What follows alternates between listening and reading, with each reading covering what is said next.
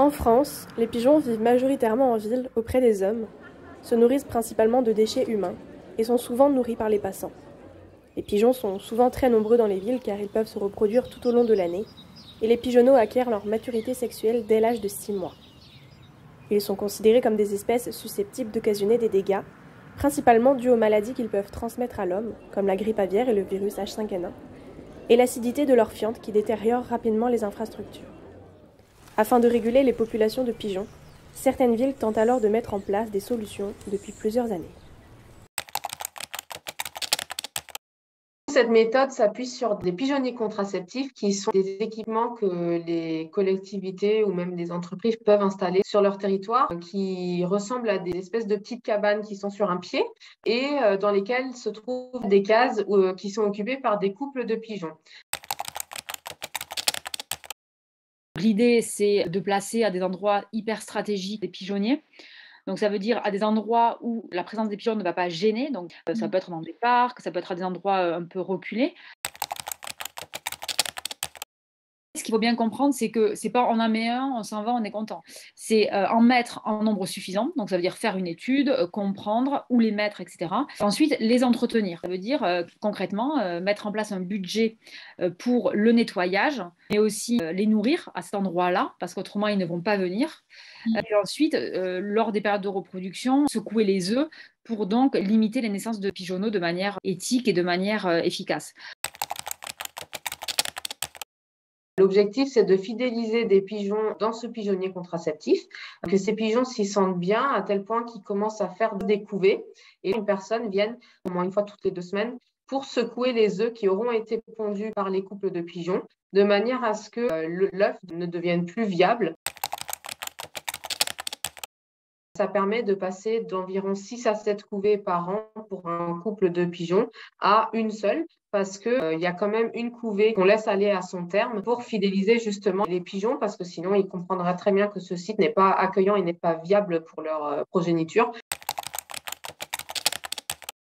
Ce qui peut se passer dans ce type de processus, du coup, où on va réobliger les couples à faire plus de cycles de reproduction, ça a un coût aussi, notamment pour la femelle qui va faire plus d'œufs que la normale. Il y a un certain nombre d'études qui ont montré que du coup, on avait une diminution des conditions énergétiques des oiseaux, ce qui fait qu'on va avoir des oiseaux qui sont potentiellement plus faibles. Et ça peut avoir un impact sur leur résistance aux maladies, aux pathogènes. Et donc, ça peut avoir un impact global sur l'état de santé des populations qu'on va maintenir en ville, du coup. Il faut que ce secouage des œufs il soit fait assez tôt pendant la phase d'incubation, parce que si c'est fait plus tard, là, ça pose des problèmes quand même par rapport à l'embryon qui est dans l'œuf. Si c'est fait très tôt, il n'y a pas trop de problème, puisque le développement embryonnaire il est faible et donc on a tout de suite un processus de mortalité. Les oiseaux qui ne mettent pas à terme leur phase de reproduction avec l'élevage des jeunes, en fait, ils vont avoir plus de cycles de reproduction sur une même durée. Donc, en fait, ce n'est pas forcément avantageux.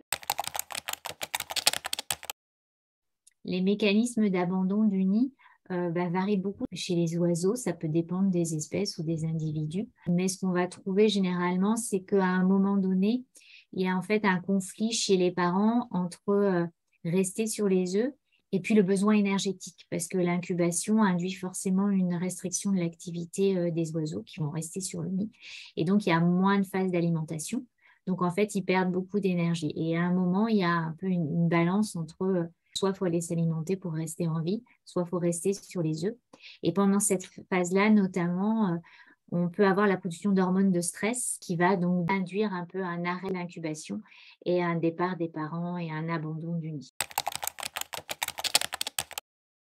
Nous, on met en balance les choses et qu'aujourd'hui, la balance, elle est des méthodes qui sont ultra cruelles et violentes sur les animaux et le fait que potentiellement, il pourrait y avoir évidemment une souffrance psychologique des pigeons liée au fait que les œufs n'éclosent pas. Et donc, pour nous, la balance entre les deux, elle est vite choisie.